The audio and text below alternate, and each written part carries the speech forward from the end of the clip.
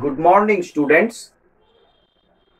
I am Bishaljit of Electrical Engineering Department, and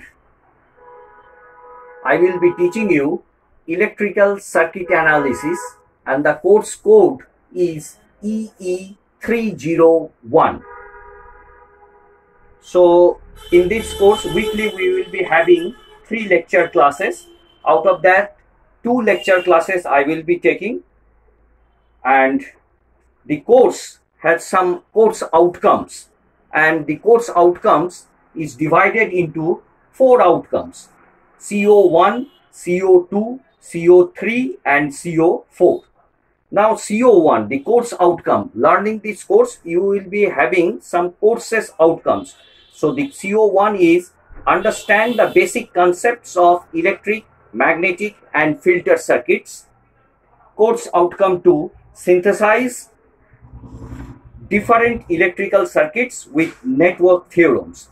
Now, the most important part, what is the difference between analysis and synthesis of electrical circuit analysis? So this is the one of the most important and the prime subject of your electrical engineering career. Now, analysis means a circuit is given to you, the parameters, that means the resistance, inductance and capacitance values are given to you. You have to find out the output. Some sort of excitation is given to you and you have to calculate what is my output. Let it be in the voltage form, let it be in the current form. You have to calculate. So that is known as your analysis. And the synthesis, mostly we think about the design aspects. The parameters are unknown. We have to design a circuit such that we will be getting some output of this much voltage, or we want to get in output this amount of current. Some sort of excitations will be given, and we have to give also some sort of excitations, and we have to design the circuit. Let it be in the resistive form, let it be in resistive or inductive form, or in the RLC form. So you have to design the circuit. So that is known as synthesis. So course outcome 3, so the transient conditions of the electrical circuits. Now what is the transient behavior? Now some sort of excitation is given to a DC excitation is given to a circuit, that RL circuit. So we know that the current in an RL circuit behaves like this. So you can see it gets some amount of a constant value, that is known as the steady state value. The steady state value after some time t. After some time t. So this a steady state, a fixed value, a constant value that will be getting after some time t. So in between 0, when the switch is on to that time for getting the steady state value, this part we will be known as the transient conditions. Transient condition. This behavior is known as the transient. So from the initial condition to the steady state condition, the behavior of the response of the circuit, let it be a first order circuit or be a second order circuit, the behavior is known as, from the initial condition to the steady state condition, the behavior of the circuit is known as transient condition. After that we will be getting the steady state value, the constant value, the final value. Now the course outcome 4. So the 2-port circuit behaviors. Now what do you mean by 2-port circuits? So anyway, suppose this is a black box. So here we will be giving 2 inputs and you will be getting 2 outputs. Let the input be 1 prime and the output be 2 prime. So in black box there may be a connection of a circuit that is hidden to our system, that is hidden in our system. So we give some input voltage and some amount of input current will be generated, and we will be seeing what is the output voltage and what is the output current. So in terms of the output, input current, input voltage, and output voltage and output current, we have designed the black box in terms of the impedance parameters, in terms of admittance parameters, in terms of hybrid parameters, in terms of transconductance parameters, in terms of transmission parameters. So in that way fashion, we design the circuit and we get the values of the Z11, Z12, Z21 and Z22. So that is, it is a function of input, some parameter is there, let it be an impedance parameter, and output. So if it is in admittance form, so we will be getting some current and some input current and some output current we will be getting. So this study is known as your two-port circuit parameters. Now in our first module, there is a things we have to learn, that is known as continuous and discrete functions, fixed and time varying functions, linear and non-linear functions, lumped and distributed parameters, passive and active networks, independent and dependent sources, step response, ramp response, impulse response, sinusoidal response, square wave response, sawtooth signals, source transformations, and KVL and KCL. Kirchhoff's voltage law and Kirchhoff's current law. Let us study one by one, and we will be studying first one, that is continuous and discrete functions. So first of all, we will be writing the definitions and then we will be continuing. Now what is a continuous signal? A signal x of t is continuous if the time signal t is a continuous variable. So a signal, let the signal be x of t. This is a signal. Now if the time t, that is the signal is varying with the time t, if this time t is continuous, then we can tell this signal x of t, this signal x of t is continuous. So let us see. So this is a more or less a continuous function. Now what is a discrete signal? So write down, if t is discrete,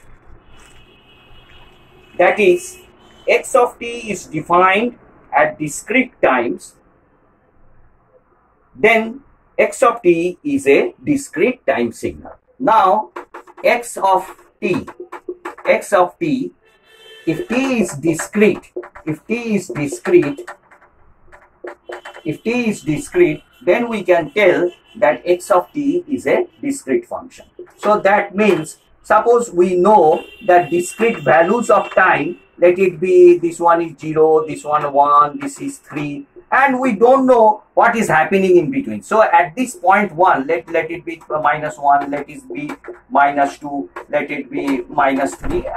So these are integers. T discrete. Discrete means integer values. So at this point it is this one. Let it at this point is this one. At this point it is this one. And at this point let it be this one. So we know what are the values at the point 1 second, at the 2 second, at the 3rd second, at the 4th second we know. Similarly, if it is a time discrete, at what is the value at minus 1, minus 2. So this sort of thing we can tell that it is a discrete function. So discrete functions are written in this form, x of n. So where n is the discrete variables. Now let us study about even and odd signals.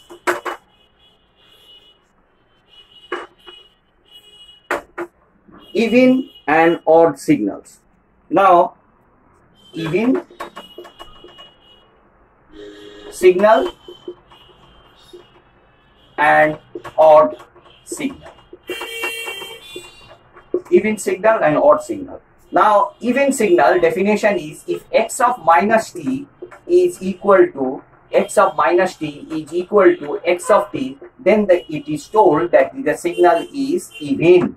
And if x of minus t is equal to minus of x of t, then it is told that it is a odd signal. Similarly, in discrete form, we can write as x of minus n is equal to xn,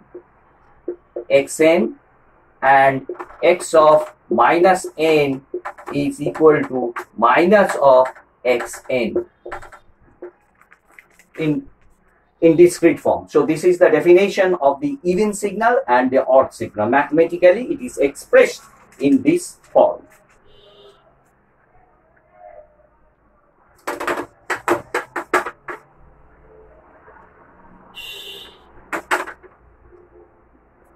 Now, can we say that which signal is even and which signal is? If a signal is given like this, suppose these 2 points are same points. This is a function f of t.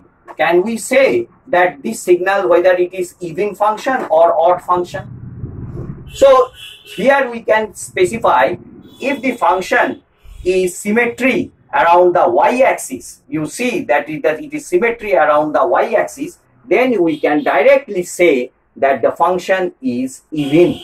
And moreover, we can test in that pattern x of minus t is equal to x of t. Then we can tell that the function is even. Similarly, if this function, whether it is even function or odd function, so f of t, and this is time t. So this is symmetry around the origin.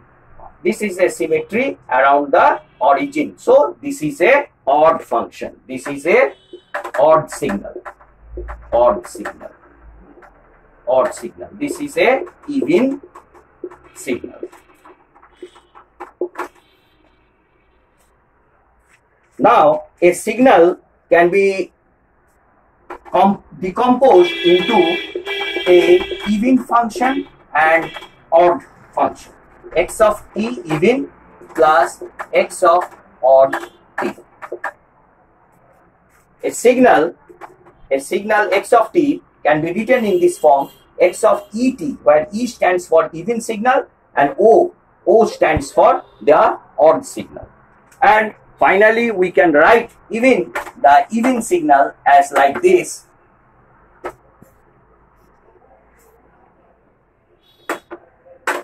And finally, we can write the even signal as like this: x of even t is equal to half of x of t plus x of minus t.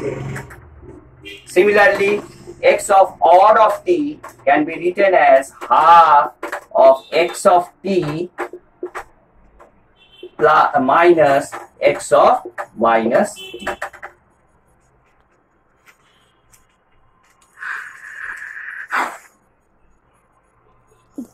Okay, we will be continuing in the next lecture class. Thank you, students.